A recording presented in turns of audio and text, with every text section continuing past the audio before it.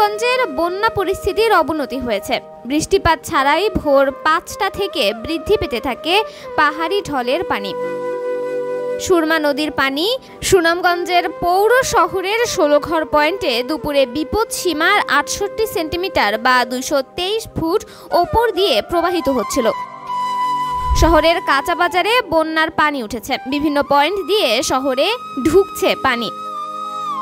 হুট করেই পানি বৃদ্ধি পাওয়ায় দিশেহারা হয়ে পড়েছেন শহরবাসী। নদীর পাড়ের বাসিন্দারা ঘরে থাকার মতো অবস্থা না থাকায় ঘরবাড়ি ছাড়তে শুরু করেছেন। পানি বৃদ্ধির অব্যাহত থাকবে বলে মন্তব্য করেছে পানি উন্নয়ন বোর্ড। এতে পরিস্থিতি আরও অবনতি হওয়ার আশঙ্কা করছেন স্থানীয়রা। এদিকে অব্যাহত বৃষ্টিপাত ও পাহাড়ি ঢলে জেলার সকল নদী পানি বৃদ্ধি পেয়েছে। নিম্নাঞ্চলের মানুষের বসত ঘরে পানি উঠে গেছে। এতে বন্যার আশঙ্কা করছে প্রশাসন।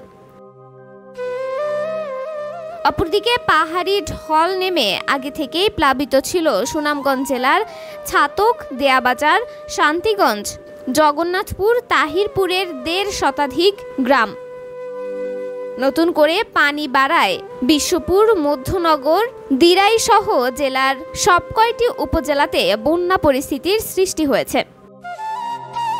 জেলা প্রশাসক মোহাম্মদ রাশেদ ইকবাল চৌধুরী জানান, নদীতে পানি টইটুম্বুর রয়েছে। নদীতে আর পানি ধারণ ক্ষমতা নেই। বন্যার আশঙ্কা রয়েছে।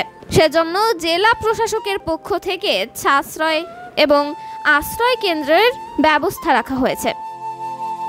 পর্যাপ্ত ত্রাণ সামগ্রী মজুত করা হয়েছে। এছাড়াও অতিরিক্ত ত্রাণ সামগ্রীর জন্য মন্ত্রণালয়ে যোগাযোগ করছে। তন্নি শিকদার, দৈনিক সকালের দুনিয়া।